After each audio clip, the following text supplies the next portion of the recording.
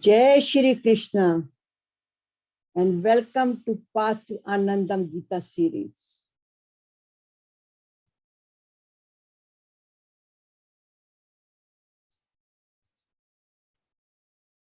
And pranam to Guruji Hariharji Maharaj. With his blessings, we are all gathered together to enjoy his blessings at the same time got together. I'm Satya Kalra, your host and founder of Path to Anandam. And with Guruji's blessings, he asked me to deliver this program. And I am with all of you. Jai Shri Krishna to all of you again. In today's program,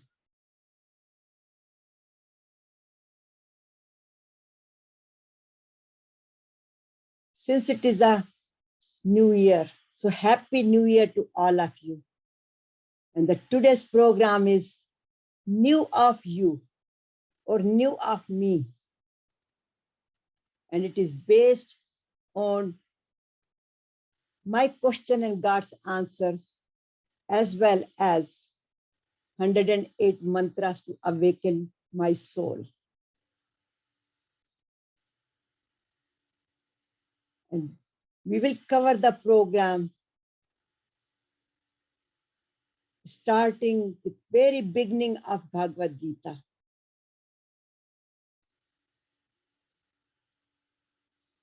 And become the Arjuna. But prior to become Arjuna, we will be covering Dhritarashtra issue, ask questions, his pains and miseries, and practice ourselves that we do not become Dhritarashtra. Meditation and tip of the day.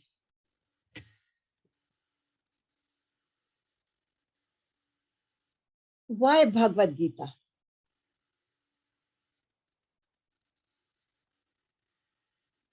Because Bhagavad Gita is an instruction manual to operate our life and experience ultimate freedom from pains and miseries. As you can see that today's title is Pain and Miseries to Eternal Happiness, Health, and people call it moksha. I call it anandam, and experience who we are. And that is the purpose of our life.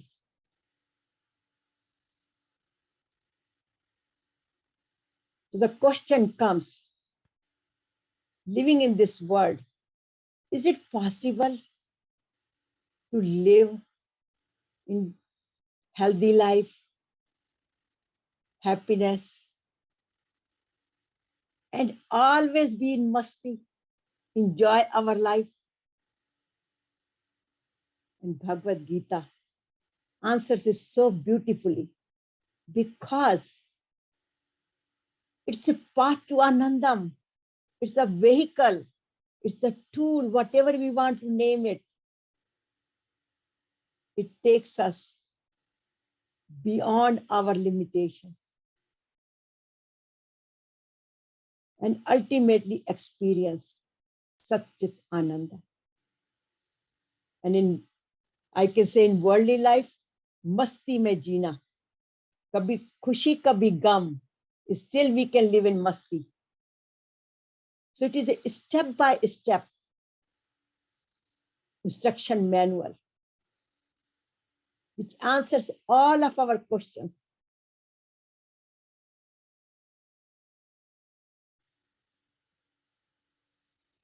So I could say, summarize it in one phrase.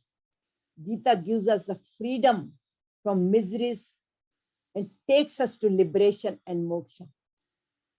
And it's not just a yoga shastra, because Gita says, each chapter says yoga at the end, Vishad Yoga, Bhakti Yoga, Gyan Yoga, Moksha Yoga, all those yogas. But in the end, it is a moksha yoga. To me, it's a moksha shastra. So it starts from Vishad, miseries, pains, and ultimately gives us the freedom.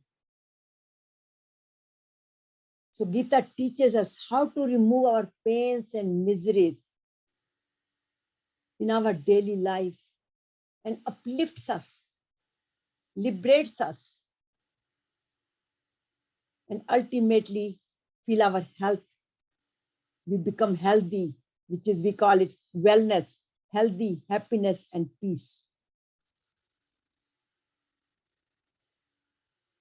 And many of you know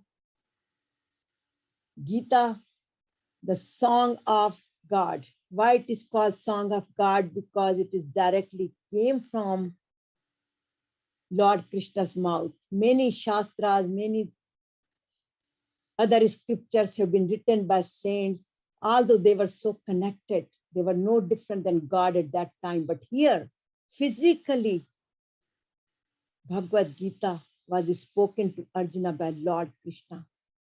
That's why it is called Song of God.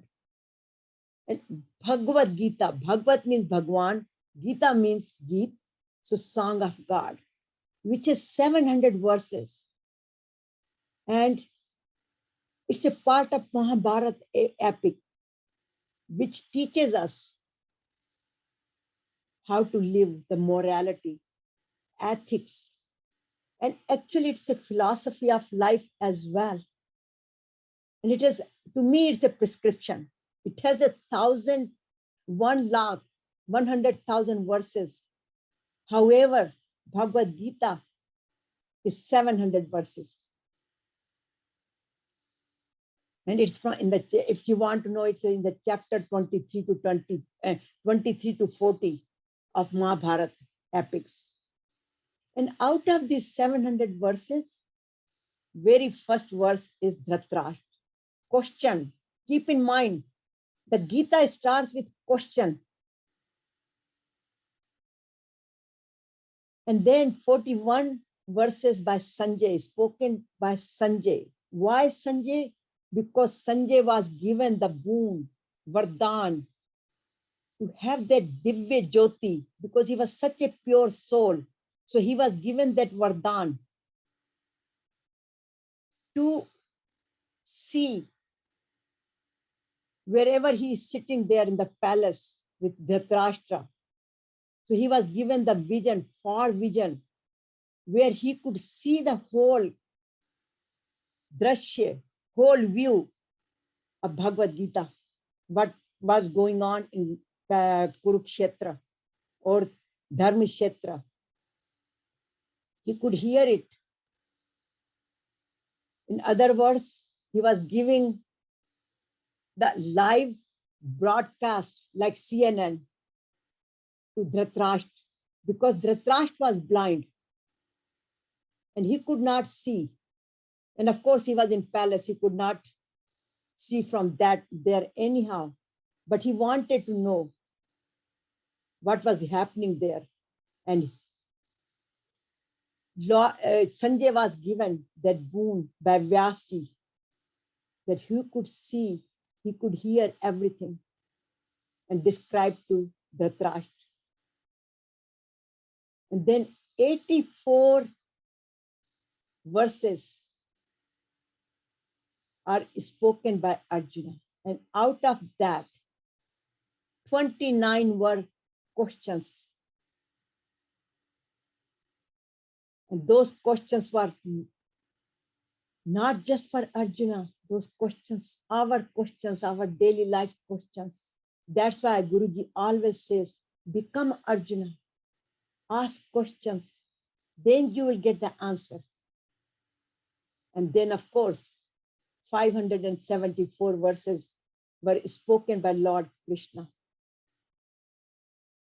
So here you can see how much Lord Krishna spoke. In other words, he tries to explain us in many different ways. Repeatedly, in Gita, you will find Lord Krishna says same thing over and over until we fully understand.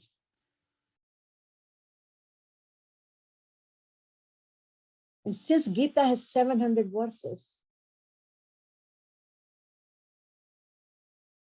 your question would be, why 108 mantras? Why am I talking about 108 mantras? Because every personality has different aptitude, different issues, and we all want to solve it.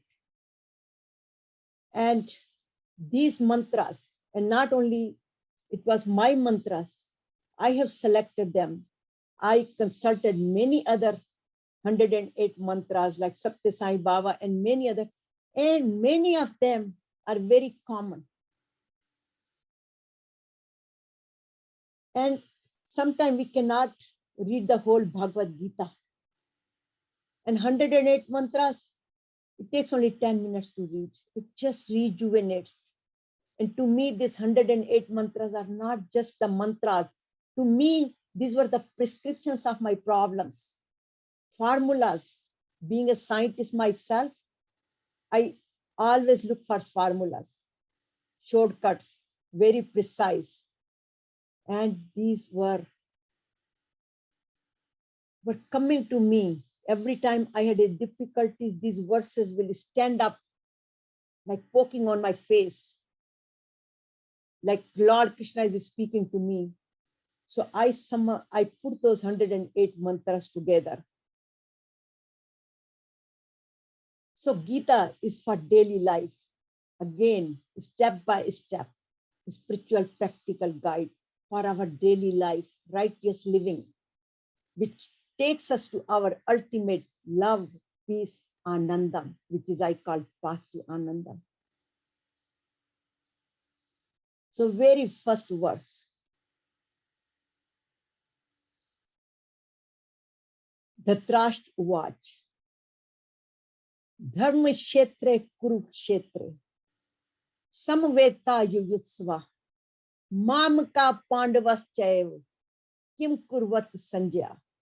So wherever you are, if you could repeat this verse with me, you don't have to unmute, but just do it. Dharma Kshetre Kurukshetre. And I will repeat. Dharma Kshetre Kurukshetre. Samveta Yuyutsva. Mamka Pandavas Chaiv. Kim Kurvat Sanjaya. Dhritarashtra said, "Oh Sanjay, please tell me, having assembled in the holy field of Kurukshetra, battlefield of righteousness, eager to fight, what did my sons and Pandavas do?" Now let's pay attention to this verse. Dharma Kshetre Kurukshetra. Kurukshetra is north part of about 160 kilometers from Delhi. And so this is a physical location, but actually it is Kurukshetra. Kshetra means field and Kuru means field of action. And here is, you can see the Sanjay and Dhritarashtra Samvad going on. So two fields, Kurukshetra and Dharmkshetra. Field of action is Kurukshetra, but field of righteous action, when we perform our duty righteously, our कर्तव्य निभाते हैं, उसको धर्म क्षेत्र बोलते हैं. So when we go to for Gita Jayanti, or when I go to Gita Jayanti to Kurukshetra, there, people don't call as a Kurukshetra. Everybody calls it Dharmkshetra. Even the name has transformed. People have transformed the name of Kurukshetra into Dharmkshetra because now they relate to it. Now here look at Dharmkshetra and Kurukshetra.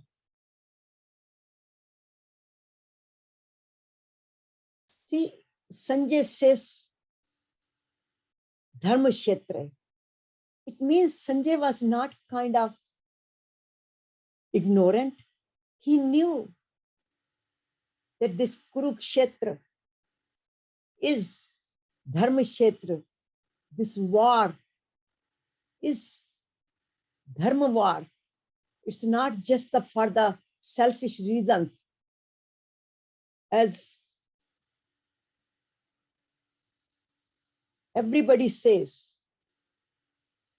Whoever is part of, read Bhagavad Gita, the first thing comes, the cause of Kurukshetra war, Mahabharat war, was Arjun's, not the Arjun, the Dhritarashtra's Mamka, because it says Mamka. If you go back and look at the verse, Mamka. Mamka Pandavasche, my children, mere bachon ne, and Pandav, what are they doing in the war? That's why it says the cause of war was Mamka. Meri or Teri. Meri, minus, minus, minus. Dhritarashtra was blind, as we know. However, he was not just blind with his eyes. He got blinded by Mamka, by attachment to his children, his kingdom, and especially dominated by Duryodhana. So that's why it is called the Mamka. Minus, mera, mera, mera, main. Dhritarashtra, main, he was so egoistic.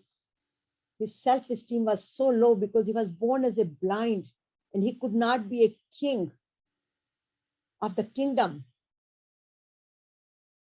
Though he was the eldest brother, son of the family, the Kuru dynasty. But since he was blind, he could not be the king. And his younger brother Pandu was assigned and became the king. And since he was the king, even though, and then he died, so Dhritarashtra became the active king again. Though he was blind and he was carrying that resentment that due to his blindness, he could not become the king. And he became the king by default. However, his eldest son, Duryodhana, could not be the king because Yudhishthir was the eldest son of Pandava. And according to dynasty rules and regulation, the eldest son has to be king. So he was carrying that resentment, that fear. And of course, Duryodhana was also carrying that jealousy. And it kept going on and going on. But the point here comes back. Here he truly says, Mamka, mere bacche, my 100 sons of Kauravas. So that's why it is known that he is the cause of, his Mamka was the cause of the whole entire Mahabharat war. And Swami Chidanand Maharaj always says that the real war of Kurukshetra is within us. We all have that Kurukshetra going on. We are all struggling with right and wrong, temptations, fears, frustrations. So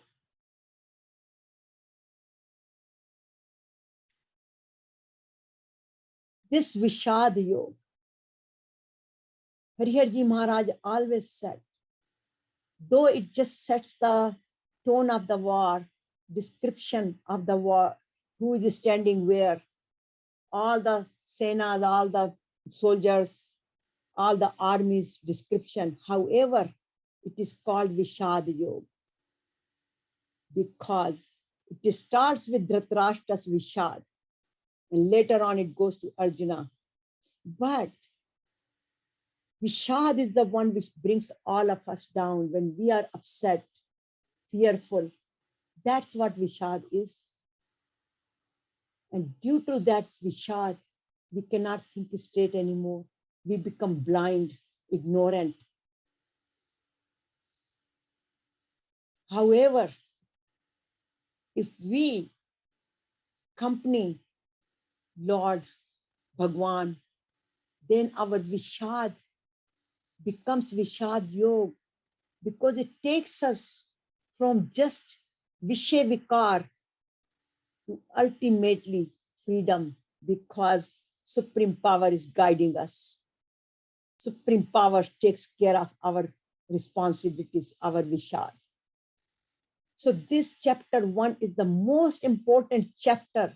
It is the foundation of life to understand where we are, what our Vishad is. And again, as I said, it starts with questions. And Swami Prabhupada Padyaji said that self-inquiry is the basic foundation for spiritual growth and self-development. And he says further, unless we are awakened and question the suffering in our life, why we are suffering, we cannot become the perfect human being. Humanity begins when this sort of inquiry is awakened in one's mind. Therefore, those who question why they are suffering, or when we question, why am I suffering? Where am I from? Then we continue to go through this birth and death and problems of daily life, not just birth and death. The same problems keep coming, like when we are in the school, and if we do not study, we keep flunking in the same grade and keep going back and back into the same grade. Similarly, if we do not master how to overcome the difficulties in our life, we will continue to face the same problems over and over and over. And as it says, in the modern era of science and technology, mind always asks for reasoning and those do analysis. Gita offers them all. So question comes here. What are my pains? What are my miseries? What are my issues? What are my problems? So let's all start from here. Become aware of it. And then ask the question, why am I suffering? Why am I unhappy? It could be physical, some diseases. In old age, everybody complains about knee pains and whatever. Somebody has different issues, diabetes, heart issues, etc. Whatever it is, must be taken care of by the doctors. We must take care of ourselves. Emotional issues, attachment, mamka, feeling resent, hurt, anger, fear, worries, all these gives the birth to physical diseases as well. And too many desires, too many calmness, deadlines, too many deadlines. I put myself in that situation. Too many responsibilities, activities, ego, and name and fame, competition, show off, and sometimes the issues with the relationships, with siblings, with children, with spouses, with colleagues, friends, and financial issues. All these things must be taken care of it, but we must be aware of it. What are my issues? how can I be happy? How could I be blissful all the time? Because that's what my true nature is. That blissfulness, which is not affected with all of my these issues. I'm still happy because that's what my true nature is. That's what my DNA is. Because my true nature is Sat Chit Ananda.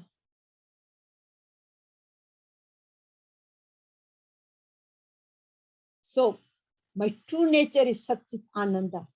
Then I should not label myself that I am angry. My anger, my hatred, my resentment, my jealousy is my true nature. Sometimes you hear it. Oh, human being, we are human beings. So anger is part of us. Yes, we will talk about it later, because anger, which is takes us to upliftment, that anger, not the what which brings us down because of our ego. We feel depressed. We feel restless. Sometimes we are lazy and we say, oh, I'm lazy. I can't do that. No, that's not my nature. God has made me such a beautiful person. Why do I label myself that I'm sick, I'm lazy? Because I am none of those. And we should not label ourselves that I'm sick, I'm boring, I'm lifeless, because I am truly a love. God, another name of God is love. I am peace. I am Anandam. I am Satchit Ananda. So we should take a sankalpa. Today is the first session of this series. We must take a sankalpa. New of me. The topic today is new of me. And what is that newness? We all have many sankalpas, especially New Year resolutions. And we promise so many things. I will start dieting. I will do more bhajans. I will get up in the morning. Many things we do, sankalpas, commitments, resolutions, and they are all temporary. At least for me, they last for few weeks, maybe a month, maybe a couple of months, and then goes back to the old habits. Here, we have to take a sankalpa, new of me, happy, healthy, peaceful, and I am Satchit Ananda. So resolving our daily issues with Gita's teachings and finding the solutions, because Gita is the one which gives us solution to all of the problems of our life. Then we can continue to practice. But sankalpa, commitment, promise to ourselves, New Year resolution, that from now on, I'm the new person.